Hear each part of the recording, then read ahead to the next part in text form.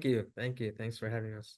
No, thanks to you guys like that we can talk about the film Boneyard Day. It's about to release on July 5. Just starting off the bat, there's a question for Asif. What inspired you to bring this story? Because at the beginning, when you start the film, you have those vibes that it's a true story film. And then you have this amazing mystery drama going on. And then in the end you get more information in regards to what the story is. But what inspired you to bring this story to the big screen and to small screens as well?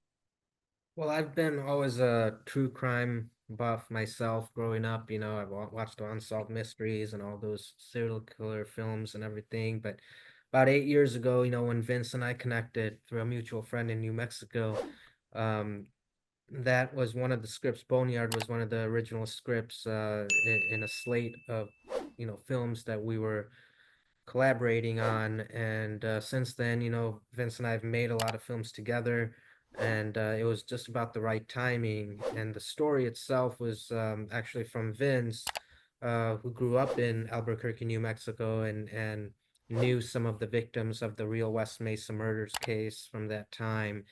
And we started, really digging into the script once I came on board. Vincent, our other co-writer, Hank Bird, had written the first draft, and then over the years we took more inspirations from other true crime stories and kind of blended it all together and took some theatrical licensing and putting a story and structure together that would not only be entertaining but educational for the audience on these kinds of cases. And right now, with true crime being a hot topic, we wanted to take a different approach than what you normally see. And how is it work how was it working with each other? Because you guys I know that the writing process is a collaborative. When you have multiple writers, it's all collaborative, but how was it working with each other? It was easy working with Asif because, as he stated, we've worked on multiple other projects before already. So this part was, putting the writing together, them coming in, like getting the script to where we needed to go, and then, Asif, the director, he's gonna put us in our best uh positions to perform. So, I trust Asif.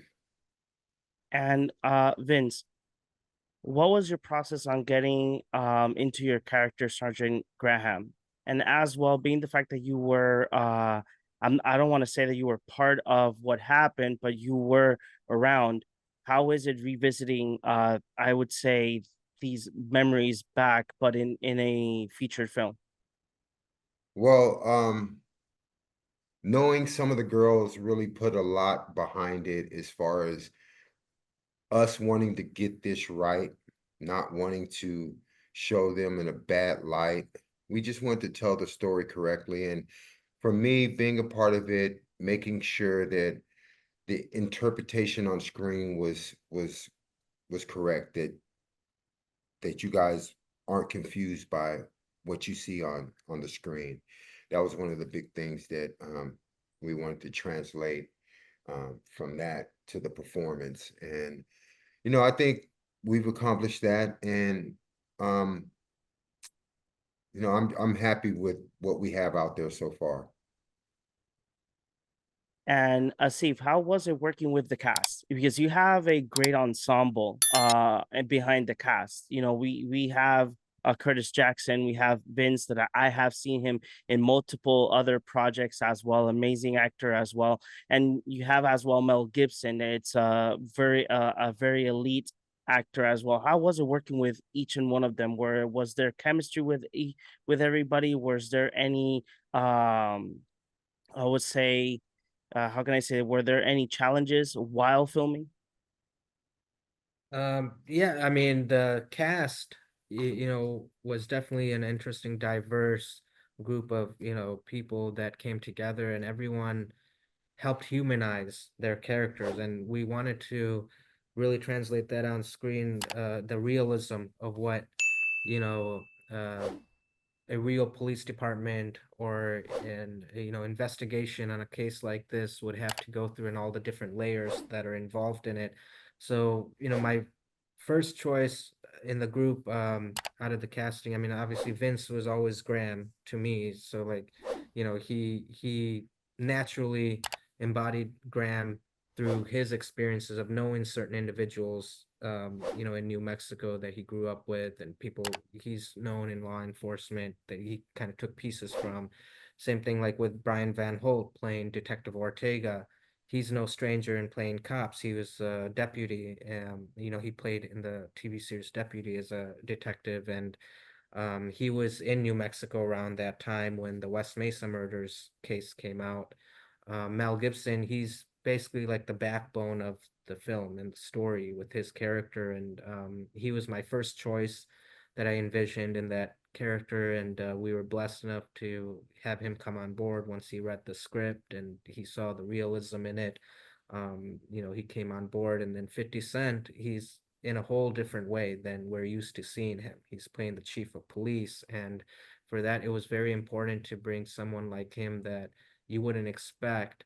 But at the same time, he plays it very naturally because there's a loss for all these characters in the movie when you see it, and I believe everyone from the audience, at least, they will watch this and be able to relate to at least one person, one of the characters. And I think having that range of different characters and actors portray these characters enables us to make that connection with the general audience.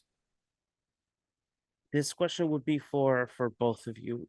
Do you guys have any fond memories while on set? Yeah, there's many, I think there's a lot of, definitely you know, challenging times that we went through during the production that evolved us into, I guess, being better filmmakers for sure. But also, just like we were talking about, all these different people came together, and at the end of the day, we had a good time making the film on set. Everyone got along. There was great chemistry, and we all shared, the responsibility of telling this hard story. That's a very heavy story as well, and it's a serious story that we hope people can take, a good message from, and be aware of these kinds of cases that are real, and they're real horror stories in our society right now. Yeah. What is there any chance that you both and your other co-writer, is there any chance that you might revisit this story, being the fact that it has a very open ending? I know that in real life, the case was never solved, because I did some digging uh of the story. But is there any chance that you both might want to get back to the story to explore maybe more about the the Boneyard serial killer, or more about other characters, like let's say for instance Vince's character, bringing him back to see if there's like something much more bigger than there is?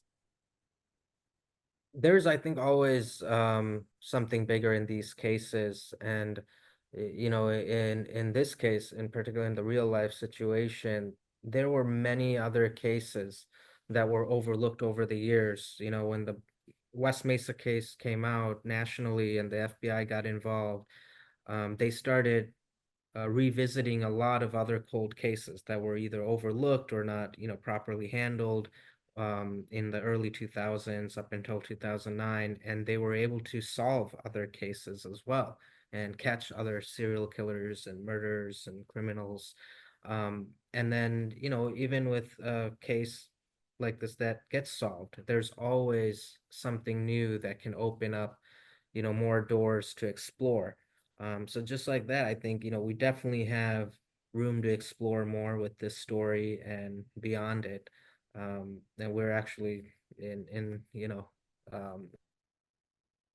putting together a sequel as well, along with the docu-series that explores the real, true, story of the West Mesa murders. Oh wow, that's amazing. And Vince, um being the fact I've seen many of your other performances, and I know that there's more to come as an actor, but do you have any advice for any other up and coming actor or actress that wants to get into this type of job? Do you have any advice for them? Just keep plugging away. There's going to be days when you're going to ask yourself, why the hell am I in this game? Because there's going to be days where you don't get the answers you want or get the yeses, get the jobs you want, but you have to keep on going, keep on pushing until you can get to the place where you need to be. And sometimes you have to do other things like control your situation. Like myself, coming from New Mexico, auditioning there, most of the films are already uh, cast in LA. So by the time they would get to Albuquerque, they have little roles like, hey, you're gonna eat that? That's your line for that scene. So instead of having to wait for stuff like that, I got on the creative side and started writing. So you can either get in this lane and ride out the journey and roll the dice, or you can catch the dice and keep them in your hand and control your situation. Okay, that's amazing. Is there any this would be for both of you. Is there any other type of like case that you guys would like to explore in a full length film or series?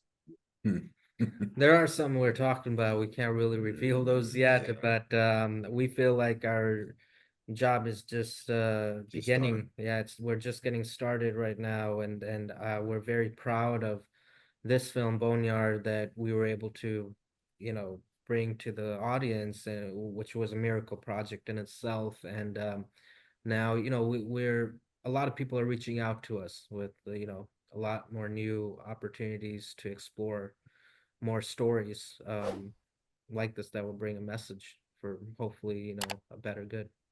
That's amazing. And this would be my final question for both of you. If you guys could describe Boneyard with one word, what would it be? Hmm. Scary for me. Revealing. Amazing, amazing. So Asif, Vince, thank you very much for giving us the time to talk about Boneyard, and super excited when it releases, and I hope that we can get back together once again to your future projects. Thank you, John. No, Thank you, John. thank you. Take To care. Puerto Rico. Bye-bye.